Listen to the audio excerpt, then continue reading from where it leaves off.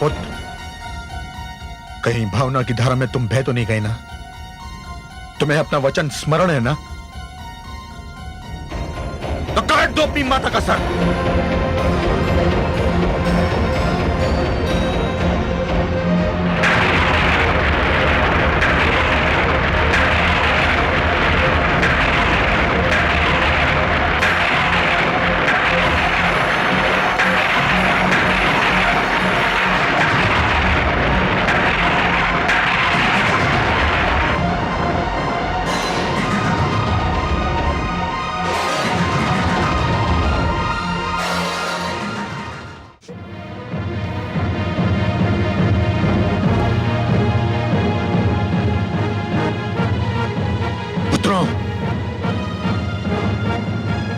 तुम्हारी माता ने मेरे तुम्हारे समस्त परिवार के आदर सम्मान को धूल में मिला दिया है।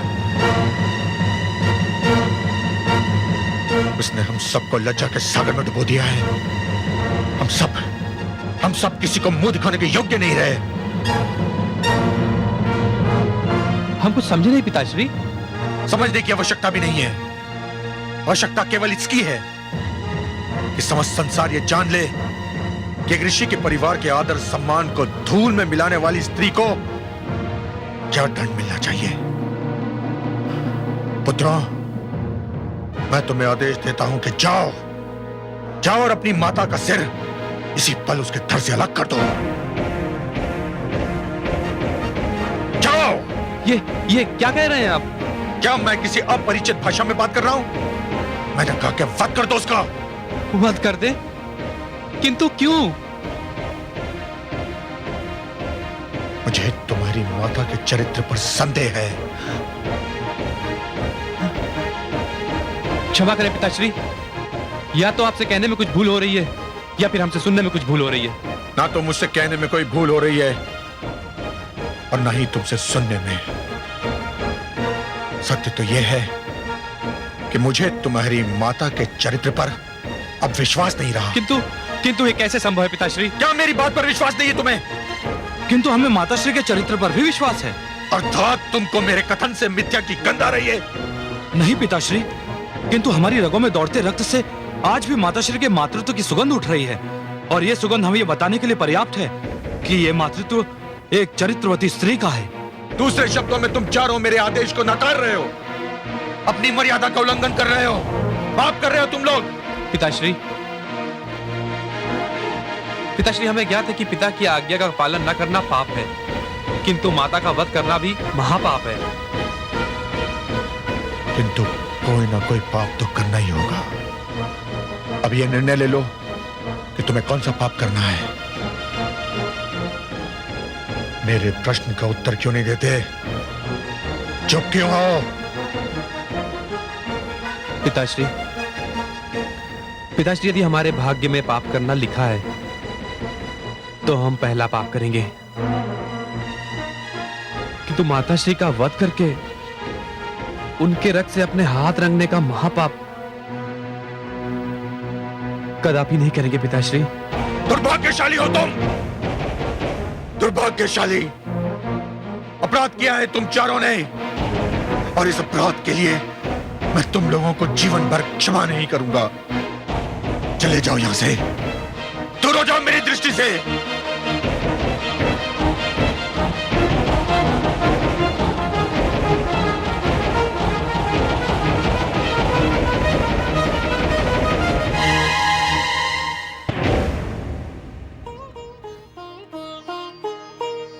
ना जाने मेरे स्वामी मुझसे रुष्ट होकर कहां चले गए हैं।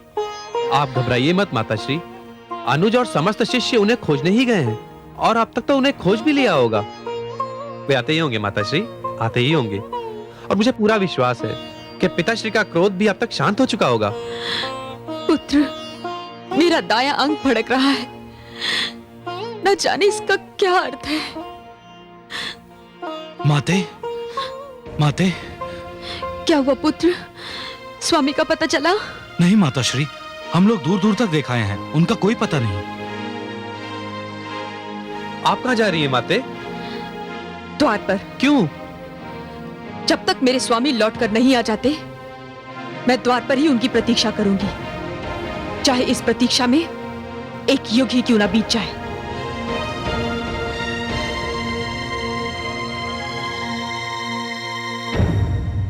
मैं मां हूं, धरती मां।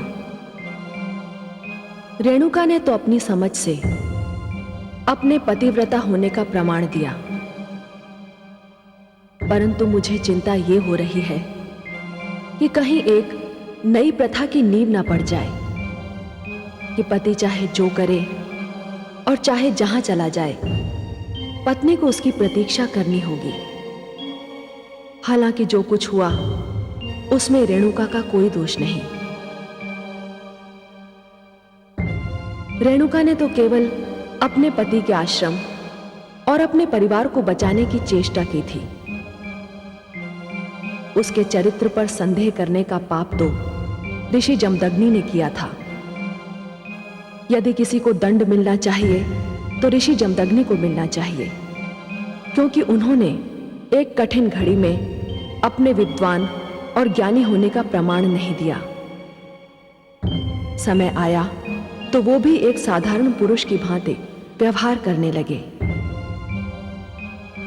मैं जानती हूं कि संदेह एक ऐसा रोग है जिसका कोई उपचार नहीं, और मुझे भय है कि ऋषि जमदग्नि का झूठा संदेह कोई भयानक घटना बनकर सामने आने वाला है।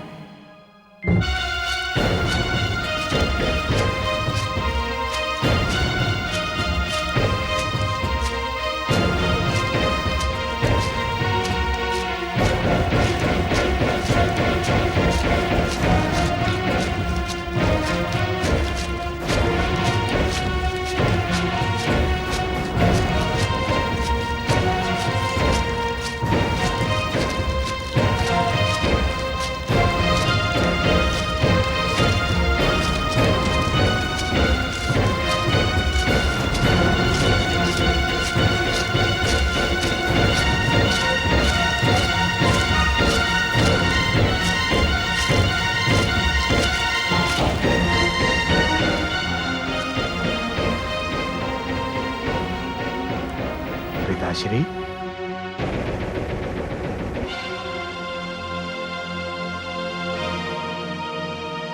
पिताश्री,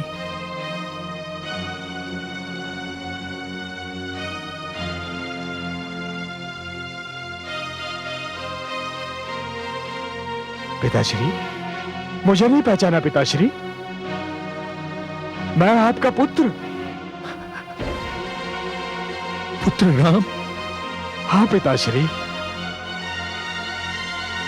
पुत्र राम, मेरा पुत्र।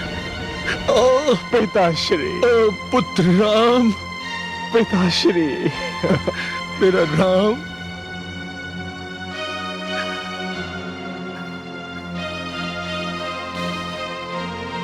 पुत्र राम,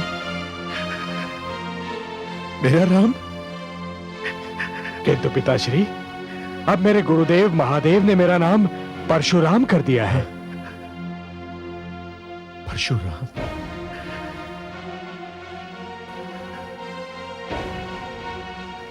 क्या हुआ पिताश्री? मेरे लौटने से आपको प्रसन्नता नहीं हुई क्या? प्रसन्नता तो अवश्य हुई है पुत्र, किंतु इस बात का विश्वास नहीं है कि प्रसन्नता कितने क्षण और जीवित रहेगी।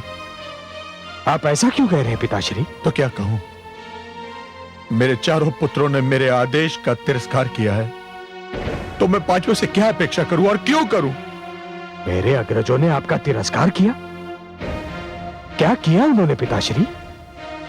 मैंने उन्हें कुछ करने का आदेश दिया था, परंतु उन्होंने नहीं माना। जीवन में पहली बार पुत्र, पहली बार मुझे ऐसे अनादर का अनुभव हुआ है। मुझे तो अपने आप में लज्जा आ रही है। पिताश्री, मुझे खेद है कि मेरे अग्रजों ने आपको दुख पहुंचाया, परंतु अब तो मैं आ गया हूं। आप मुझसे कहिए, मुझे आदेश दीजिए कि आप क्या चाहते हैं। आपका आदेश तो भगवान का आदेश है, पितृदेवो भव। और यदि तुमने भी मेरे आदेश से असहमति प्रकट की तो? पिताश्री, मैं असहमति क्यों प्रकट करूंगा? आप आदेश देकर तो देखिए। मैं आपके आदेश का अवश्य पालन करूंगा। मुझे वचन देते हो पुत्र? पिताश्री, वैसे वचन की कोई आवश्यकता है तो नहीं, किंतु यदि मेरे वचन से आपकी सांत्वना होती है तो मैं आपको वचन देता हूं कि आप जो भी आदेश देंगे, मैं बिना कोई प्रश्न पूछे आपके आदेश का पूर्णतया पालन करूंगा। चिरंजीवी भव पुत्र, चिरंजीवी भव। आज तुमने मुझे वो प्रसन्नता दी है जो किसी भी पुत्र ने अपने पिता को नहीं दी होगी। किंतु अब तो बता दीजिए पिताश्री कि आपका आदेश है क्या?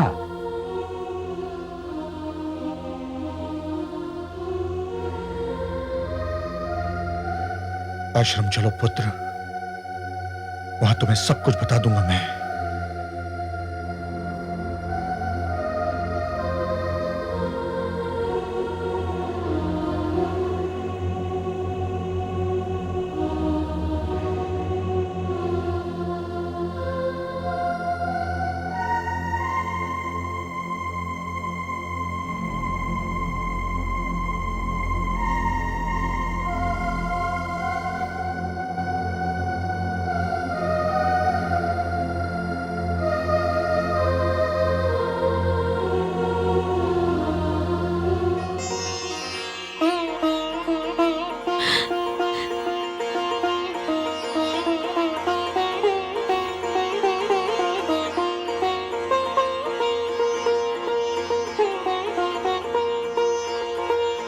स्वामी,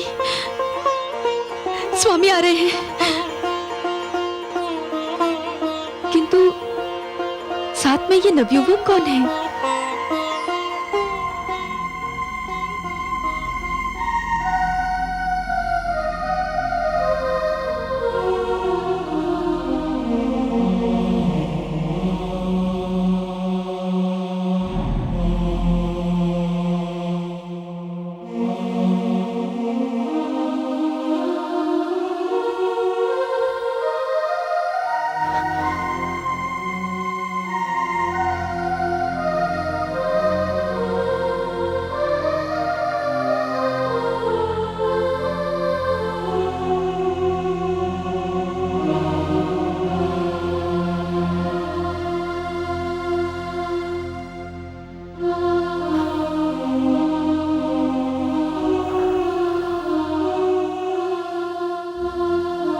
कितने समय उपरांत उन चरणों को छू रहा हूं जो एक पुत्र के लिए स्वर्ग समान होते हैं। हे माता, अपने पुत्र राम का प्रणाम स्वीकार कीजिए माता।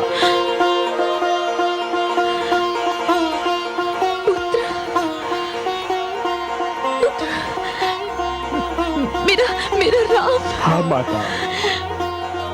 राम, राम तुम आ गए पुत्र। हाँ माता। मेरे लाल।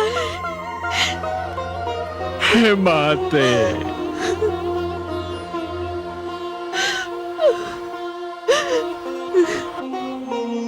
इसी क्षण के लिए तो मैं जी रही थी पुत्र।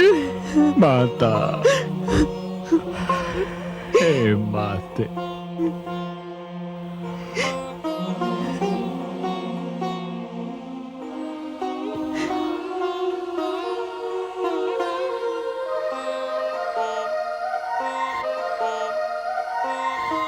स्वामी, मुझे क्षमा कर दीजिए स्वामी, मुझे क्षमा।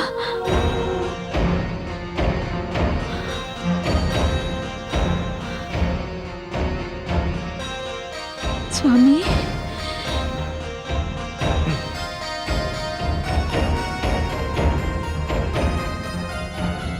पुत्र, कहीं भावना की धारा में तुम बह तो नहीं गए ना? तुम्हें अपना वचन स्मरण है ना? तो काट दो अपनी माता का सर।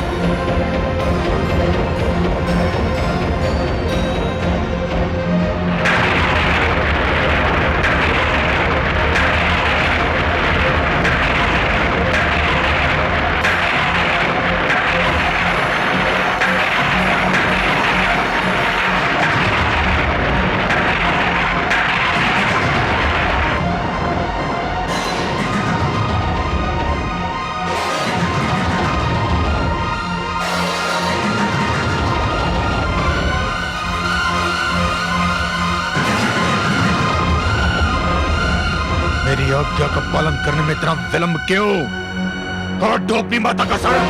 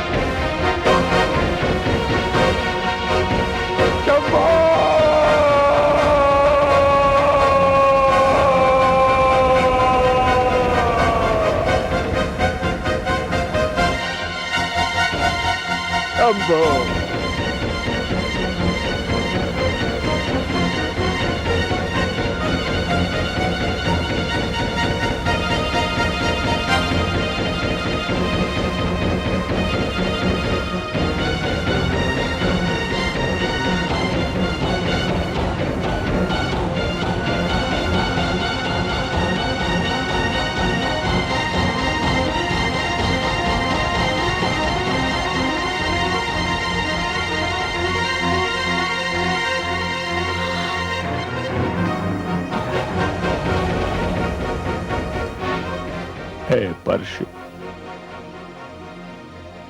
तुझे मैं अपने गुरु शिव शंकर का दिया हुआ वरदान समझूं या अपने दुर्भाग्य का प्रतीक? तुझे मैंने पाया था मानवता के शत्रु सहस्रार्जुन का वध करने के लिए। तुझे मैंने पाया था अपने माता पिता के शत्रु सहस्रार्जुन का वध करने के लिए।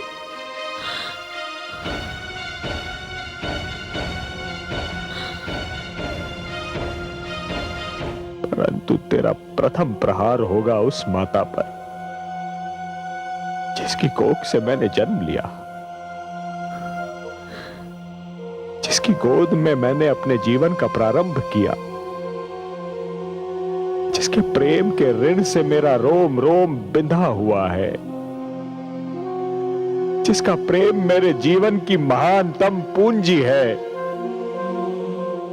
जिसके चरण स्पर्श करने के लिए मैं वर्षों से तड़प रहा था। गुरुदेव, हे शिव शंकर, हे समस्त देवी देवताओं, हे समस्त ऋषिगण, आप सब साक्षी रहना कि मैं केवल अपना वचन निभा रहा हूं, केवल अपने पिता की आज्ञा का पालन कर रहा हूं।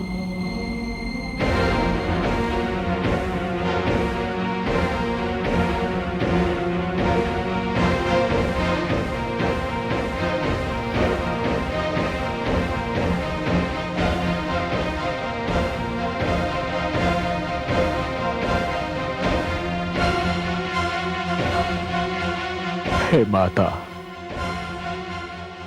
अपने इस अभागे पुत्र को क्षमा कर देना माता। मैं वो करने जा रहा हूं जो आज तक किसी पुत्र ने नहीं किया होगा, और ईश्वर ना करे कि आज के उपरांत किसी पुत्र को करना पड़ जाए।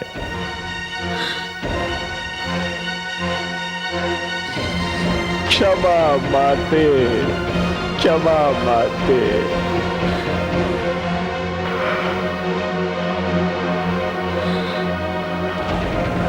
क्षमा माते,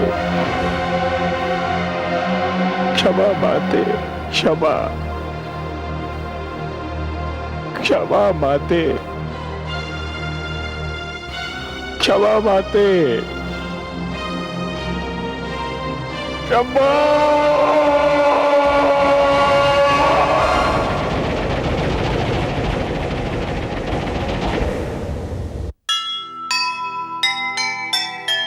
ये कैसा अन्याय है, ये कैसा अंधेर, एक झूठे संदेह ने डाले मन में फेर। जो लगता था आज तक एक सुखी संसार, ऐसी विपदा आ पड़ी, बिखरा वह परिवार, बिखरा वह परिवार।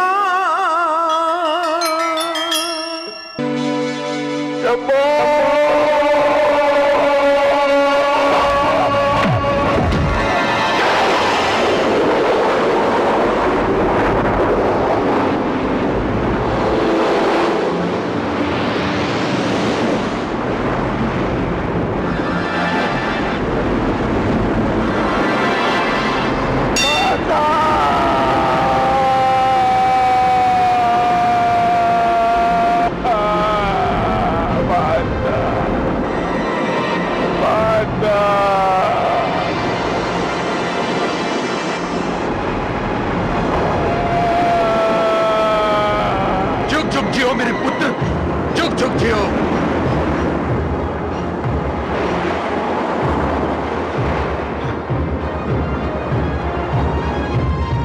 जुग जुग जियो मेरे पुत्र, जुग जुग जियो, जुग जुग जियो पुत्र। मुझे तुम पर गर्व है पुत्र। तुमने आज्ञाकारिता का इतिहास रचा है। मैं बहुत प्रसन्न हूं, अत्यंत प्रसन्न हूं। इस आज्ञाकारिता के पुरस्कार के रूप में आज तुम मुझसे कुछ भी मांग सकते हो, कुछ भी मांग लो पुत्र, जो चाहे मांग लो। मैं आज तुम्हें हर वो वस्तु दूंगा जिसका देना मेरे वश में है। मांग लो पुत्र, मांग लो।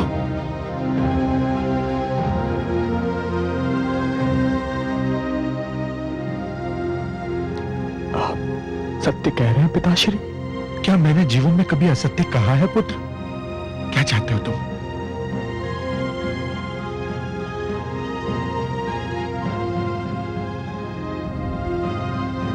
अपनी प्रिय माता का जीवित शरीर।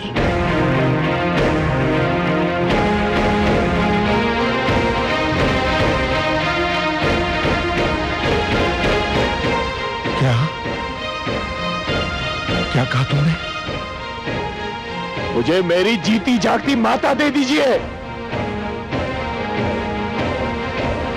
वो माता जिसके बिना इस जीवन का हर पल मेरे लिए नर्क समान है। पिताश्री, मुझे अपनी माता के जीवन के अतिरिक्त और कुछ नहीं चाहिए, और कुछ नहीं चाहिए।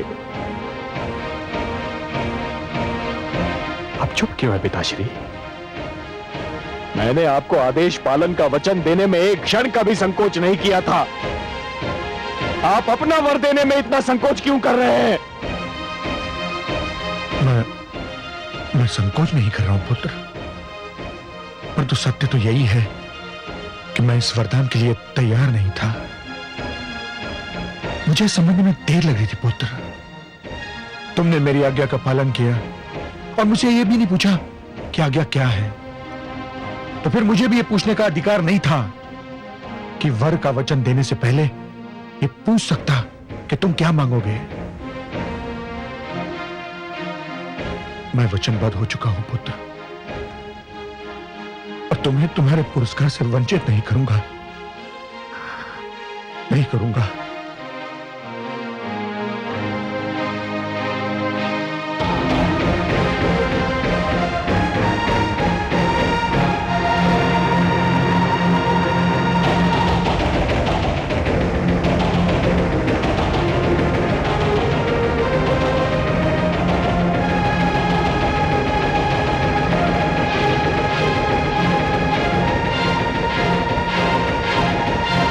कलश चल लाओ।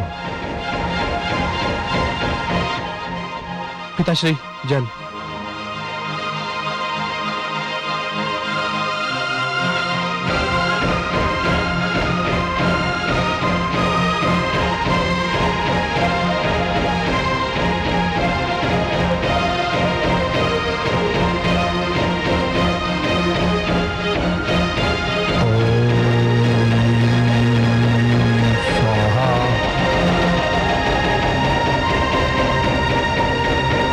ओम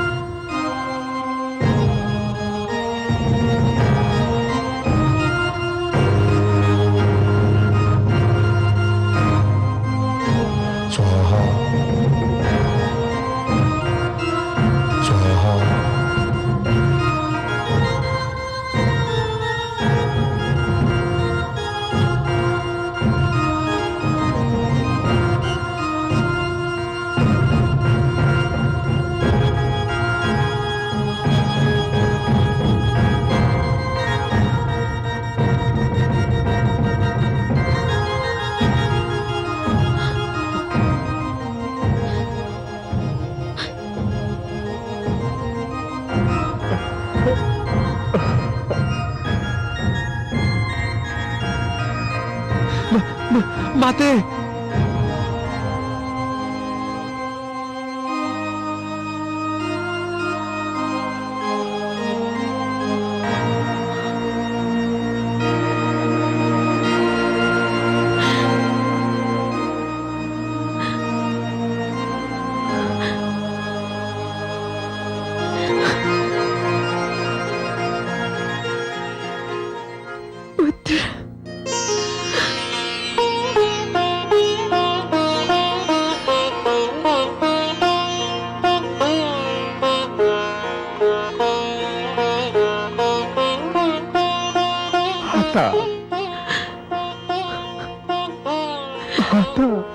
माता,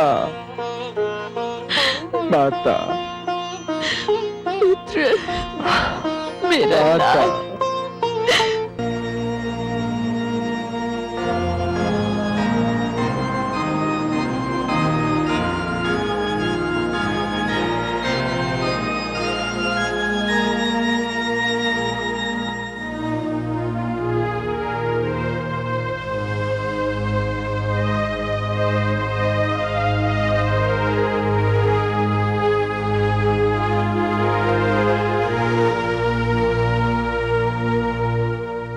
जब व्यक्ति महान बनने लगते हैं तो ऊंचाइयों को छूने लगते हैं।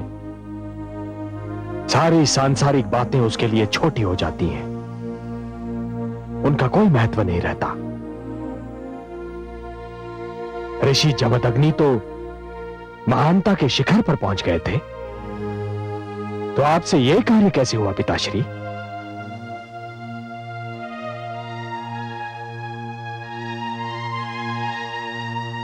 तुम्हारी माता उस दुष्ट सहस्रार्जुन से मिलने गई थी। आने में उसे विलंब हुआ। जब मेरी नित्य की पूजा का समय भी समाप्त हो गया, तब धैर्य ने मेरा साथ छोड़ दिया और मुझे तुम्हारी माता के चरित्र पर संदेह होने लगा। जब आप जैसे गुरु, आचार्य और शास्त्रज्ञ अपनी पत्नी के चरित्र पर केवल इसलिए संदेह करने लगे कि वो केवल कुछ समय के लिए आपकी दृष्टि से ओझल हो गई थी, तो फिर साधारण पति पत्नी के बीच परस्पर सम्मान और विश्वास कभी प्रस्थापित नहीं हो पाएगा पिताश्री। तो क्या मेरा संदेह निराधार था? सर्वथा निराधार। इस बिना सिर पैर वाले संदेह का केवल एक ही आधार हो सकता है पिताश्री, कि मेरी माता एक नारी है, और नारी के चरित्र पर संदेह करना एक पुरुष के लिए बड़ा सहज होता है। नारी को आतंकित करने का एक बड़ा सरल उपाय है। पिताश्री, आप तो एक आचार्य हैं। सर्वसाधारण को परिवार की महत्ता, पारिवारिक संबंधों की आवश्यकता और गृहस्थ जीवन को शांतिमय बनाने का संदेश और उपदेश आप ही देते रहते हैं। यदि आप जैसे आचार्य ही नारी के चरित्र पर संदेह करने लगेंगे, तो नारी के लिए इस धरती पर जीना नरक समान हो जाएगा। किंतु पुत्र, आज मुझे बोलने दीजिए पिताश्री, आज मुझे बोलने दीजिए, क्योंकि अनजाने में ही सही, परंतु जो दुर्भाग्यपूर्ण घटना घटी है, उस घटना का मैं भी एक भागीदार हूं। नहीं पुत्र, इसमें तुम्हारा कोई दोष नहीं है। तुमने तो केवल आज्ञाकारिता का धर्म निभाया। आज्ञाकारिता हो या अपने पिता की आज्ञा का पालन करने का धर्म, फिर भी पिताश्री, किसी भी पुत्र को यह अधिकार कभी नहीं मिलना चाहिए कि वो अपने पिता की आज्ञा का पालन करने के लिए अपनी माता पर ही हाथ उठाए। मैंने आपका आदेश जाने बिना आपको वचन देने की भारी भूल की है। संदेह ने मेरी आंखों पर पट्टी बांधी थी पुत्र।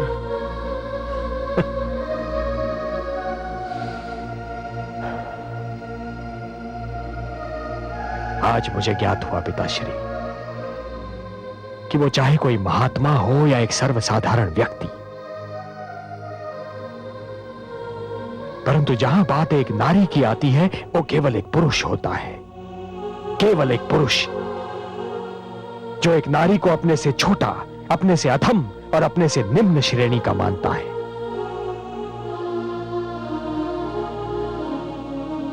अब भूल गए पिताश्री कि मेरी माता ने आपके लिए क्या क्या किया?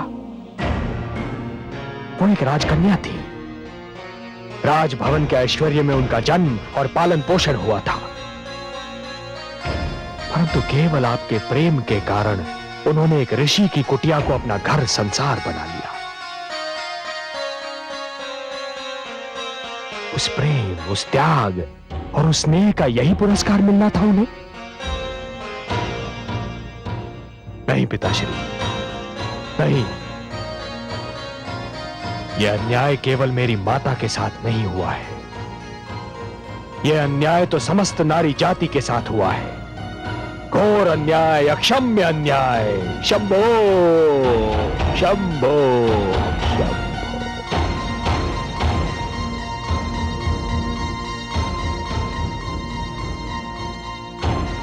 पुत्र, मुझे आभास हो रहा है कि मैंने अनावश्यक शीघ्रता से कार्य लिया। मुझे क्षमा कर दो पुत्र, मुझे क्षमा कर दो।